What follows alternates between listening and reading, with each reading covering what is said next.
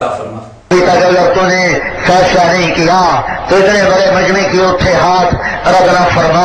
اور ابھی اعلان کر دے کہ میں آ رہا ہوں، تو کہہ دے میں آ رہا ہوں، فرشتوں کو اتار دے، لشکروں کو اتار دے، جبریل کو بھیج دے، میکائیل کو بھیج دے، اسرافیل کو بھیج دے، آج کے فرعونوں کو پکڑ۔ یا اللہ، مصر کا فرعون صرف 70,000 بچوں کا قاتل تھا، ہمارے فرعون تو آجا بڑی دیر ہو گئی ہے، تو آجا بڑی دیر ہو گئی ہے، تجھے تیری عزتوں کا واسطہ، ہم تجھے بلانے آئے ہیں۔ بچہ مار کھا کے ابا کو بلانے جاتا ہے، ہم بھی پٹ کے تجھے بلانے آئے ہیں، آجا آجا نا، تو آ جانا میرے مولا، تو آ جانا میرے مولا، ہماری جگ ہنسائی بڑی ہو گئی، اب تو آ نا یا اللہ، اب تو تیری خدائی پہ ہاتھ ڈال رہے ہیں، وہ کہہ رہے ہیں ہم خدا ہیں، تو آ کے انہیں دکھا دے۔ یا اللہ آجا آجا، ہماری ضد مان لے، تو ہمارے سامنے ہوتا ہم تیرے پاؤں پکڑ لیتے، ہم تجھ سے چمٹ جاتے، ہم ضد کرتے، ہم روتے دھوتے، ہم لوٹ پوٹ ہوتے تیرے آگے پیچھے۔ یا اللہ ہم شور مچاتے، اب بھی ہم اپنے ایمان کے تصور میں تیرے ہی قدموں میں گرے پڑے ہیں، تیرا ہی دامن تھام رہے ہیں، ہمیں اپنی جھولی میں چھپا لے ماں، اور تو دروازے نہ کھولے تو تیرے یہ بندے اب کہاں جائیں، یہ دھتکارے ہوئے اب کہاں جائیں۔ سارے جمیل کی دعائیں سنیے۔ زلزلے کے بعد انہوں نے تقریر کی اور دعائیں کی، کہا اے اللہ تجھ سے لپٹنے کو جی چاہ رہا ہے، تیرے پاؤں پکڑنے کو جی چاہ رہا ہے، تو ہمارے سامنے آ، ہم تجھ سے لپٹ کر رونا چاہتے ہیں، ہم تجھ سے چمٹنا چاہتے ہیں، مولا آجا میری گود میں آجا آجا آجا آجا۔ انا للہ و انا الیہ راجعون۔ یہ میرے اللہ کی توہین نہیں ہے، یہ اللہ کی بے ادبی نہیں ہے، یہ اللہ کے ساتھ گستاخی نہیں ہے۔ مولانا آپ کی اس جرت پر ہم صرف ایک ہی جملہ کہیں گے، انا للہ و انا الیہ راجعون۔ گرامی قدر سامعین و محترم ناظرین، مولانا طارق جمیل صاحب دامت برکاتہم نے نہایت تضرع، عاجزی اور تواضع کے ساتھ گڑ گڑا کے دعائیں مانگی ہیں۔ توصیف الرحمان دجال کذاب نے ان دعاؤں کا کلپ دکھانے کے بعد بجائے اس کے دل میں خشیت، اللہ کا خوف پیدا ہوتا، اس نے خشیت اور خوف کا بھی مذاق اڑایا ہے۔ کچھ شرم، کچھ حیا، کچھ مروت بھی قریب سے گزری ہوتی تو کم از کم آدمی ایسے جملے نہیں کرتا۔ عجیب بات ہے، زلزلے کے موقع پر مولانا دعائیں فرما رہے ہیں، مولانا کڑ رہے ہیں، مولانا رو رہے ہیں، اس کی زبان سے ایک جملہ بھی ان متاثرین زلزلہ کے حق میں نہیں نکلا، ایک مرتبہ دعائیہ جملہ ان تیری زبان سے نہیں نکلا۔ مولانا طارق جمیل دامت برکاتہم نے تو یہ موقف اختیار یہ نہیں کہا اللہ تیرے پاؤں پکڑ لیں، اللہ تیرے پاؤں لپٹ جائیں، اللہ تیری گود میں بٹھا لینا۔ مولانا فرماتے ہیں اللہ اگر تو ہمارے سامنے ہوتا ہم یوں کر لیتے، اللہ ہم یوں کر لیتے، اللہ ہم یوں کر لیتے، تو میں کہتا ہوں یہ تو بالکل وہی ہے کہ جیسے میں نے پہلے کہا نا کہ گویا اور ہوتا ہے اور سچ میں اتر آنا اور ہوتا ہے۔ اللہ کو منانے کے لیے ایسی باتیں کہنا یہ الگ بات ہے، اور سامنے کہنا کہ اللہ میں تیرے پاؤں پکڑتا ہوں یہ بات الگ ہے۔ اور بس اوقات آدمی محبت الہیہ میں غرق ہو کر یا بس اوقات آدمی جذبات میں مغلوب الحال ہو کر ایسے جملے کہہ دیتا ہے، ان جملوں کو خلاف شریعت کوئی نہیں کہتا۔ میں اس کی ایک مثال دیتا ہوں۔ نبی کریم صلی اللہ علیہ وسلم نے ارشاد فرمایا بندہ گناہوں سے توبہ کرتا ہے خدا خوش ہوتے ہیں۔ اللہ رب العزت کتنے خوش ہوتے ہیں، اتنے خوش ہوتے ہیں کہ جیسے ایک بندے کی سواری اونٹ یا کوئی سواری کو گم جائے، بندہ تلاش کرتا کرتا تھک گیا، سو گیا، اٹھا تو اچانک جانور اس کے سامنے موجود تھا، اور بندہ خوش ہو کے جملے کہتا ہے بندہ خوش ہو کر یہ جملے کہتا ہے اللہ کو اے اللہ میں خدا ہوں اور تو میرا بندہ ہے، خوش ہو کر جملے کہتا ہے۔ اب نبی پاک صلی اللہ علیہ وسلم نے یہ نہیں فرمایا کہ جملے خلاف شریعت ہے، حالانکہ خلاف شریعت ہے، مطلب یہ تھا کہ بندہ خوشی کی عالم میں کبھی ایسے جملے کہتا ہے، اگر بغیر مغلوب الحال ہونے کے جملے کہتا تو شاید حکم اور ہوتا، اور مغلوب الحال ہو کر جملے کہے اس کا حکم اور ہوتا ہے۔ اور اس کی ایک اور حدیث مبارک سنیں۔ رسول اکرم صلی اللہ علیہ وسلم غزوہ بدر میں تشریف لے گئے ہیں، 313 صحابہ کرام رضی اللہ مجمعین آپ کی معیت میں ہیں،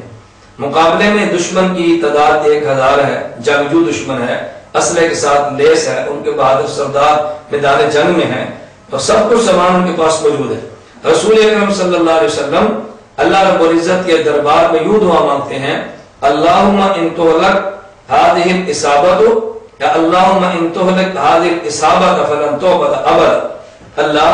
اگر یہ میری مٹھی پر جماعت آج ختم ہو گئی اے میرے اللہ اگر یہ مٹھی پر جماعت ختم ہوگی قیامت تک ہرگز تیرا نام نہیں لیا جائے گا۔ آپ بتائیں کیا ان 313 پہ رسول اکرم صلی اللہ علیہ وسلم کا دین موقوف ہے؟ کیا اس کے بعد عیسیٰ علیہ السلام نے نہیں اترنا تھا؟ عیسیٰ علیہ السلام نے نازل نہیں ہونا تھا؟ حضرت مہدی نے پیدا نہیں ہونا تھا؟ کیا خلافت کا نظام پوری دنیا میں نہیں رہنا تھا؟ کیا جہاد قیامت تک نہیں رہنا تھا؟ رسول اکرم صلی اللہ علیہ وسلم نے یہ جملہ جذبات محبت میں رسول اکرم صلی اللہ علیہ وسلم نے اللہ رب العزت کے خصوصی تعلق میں ڈوب کر یہ جملہ ارشاد فرمایا ہے، اپنی جمع پونجی کو اللہ کی عدالت میں پیش کر کے فرمایا ہے، تو کوئی شخص رسول اکرم صلی اللہ علیہ وسلم فتویٰ عائد کر سکتا ہے؟ تو کبھی آدمی موقع کے مناسب اپنے جذبات میں آ کر یہ جملہ کہہ دیتا ہے، وہ جملہ عام حالات میں ہو تو شاید بندہ اس کے بارے میں اور رائے قائم کرے، لیکن اس حالت میں اس جملے کو یوں اس پہ تبصرے نہیں کیے جاتے جو تبصرے توصیف الرحمان جیسے دجال اور کذاب نے کیے ہیں۔ میں سامعین اور ناظرین آپ کی خدمت میں آخر میں گزارش کروں گا، جیسا کہ میں نے شروع میں یہ بات کی تھی کہ گزشتہ شب رات مغرب کے بعد جب میں نے توصیف الرحمان کے یہ سارے کلپس اور اس کا بیان سنا، ہم نے اس وقت فیصلہ کیا کہ اس دجال اور کذاب کا منہ توڑ جواب دینا چاہیے، اپنے کابر علماء کا دفاع کرنا چاہیے۔ تو آپ کے سامنے ہے، ہم نے اسی طرح مرض کی حالت میں صحت کا انتظار کیے بغیر جواب دیا ہے کہ زندگی اور موت کا مالک خدا ہے، اپنے حالات کا علم نہیں ہوتا، اور جب تک اللہ توفیق عطا فرمائے دین اور علماء دین کا دفاع کرتے رہنا چاہیے۔ آپ تمام احباب سے گزارش ہے دعا فرمائیں، ہماری جماعت اتحاد اہل سنت والجماعت، ہمارا نشریاتی ادارہ آناب میڈیا سروس، اللہ اس کو قائم اور دائم رکھے، ہماری اس پوری ٹیم کو اللہ خصوصی مدد اور نصرت فرمائے، اخلاص کے ساتھ اللہ تعالیٰ میں آخر کام کرنے کی توفیق عطا فرمائے۔ ہمیں اپنے اس مشن کے لیے جو اسباب، وسائل، افراد اور ضروریات چاہیے، اللہ خزانہ غیب سے اس کو پورا فرما دے، تاکہ ہم مرتے دم تک اپنے دین کا، علماء دین کا دفاع کرتے رہیں، اور ہم اس دفاع کو بہت ضروری سمجھ کر کرتے ہیں۔ اور میں ایک غلط فہمی کا اظہار کرنا نہایت ضروری سمجھتا ہوں۔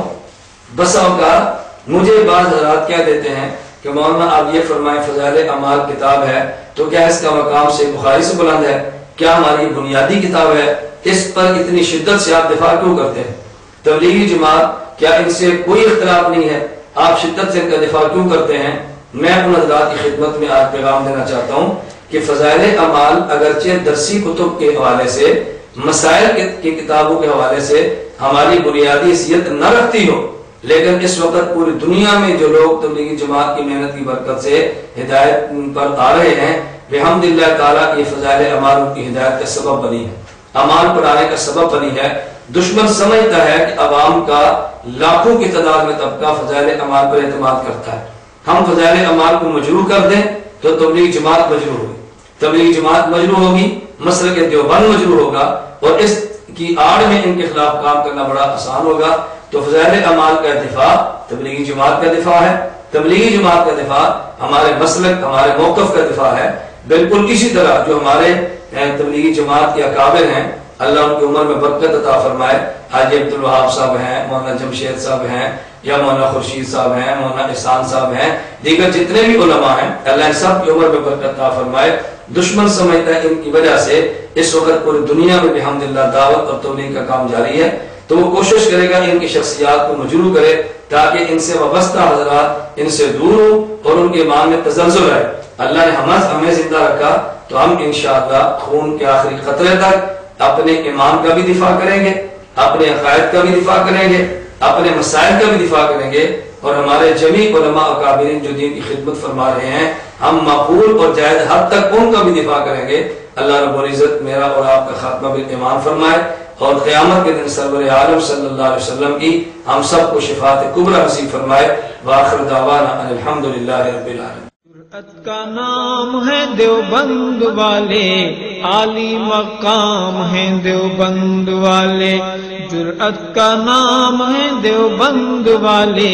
عالی مقام ہے دیوبند والے، جرأت کا نام ہے دیوبند والے، عالی مقام ہے دیوبند والے، عالی مقام ہے دیوبند والے۔ اللہ کا دین پوری دنیا میں عام کر گئے، اللہ کا دین پوری دنیا میں عام کر گئے، کفری طاقتوں کا پہیا جو دام کر گئے، کفری طاقتوں کا پہیا جو دام کر گئے، ان کے غلام ہیں دیوبند والے، عالی مقام ہیں دیوبند والے، ان کے غلام ہیں دیوبند والے، عالی مقام ہیں دیوبند والے، جرأت کا نام ہے دیوبند والے، عالی مقام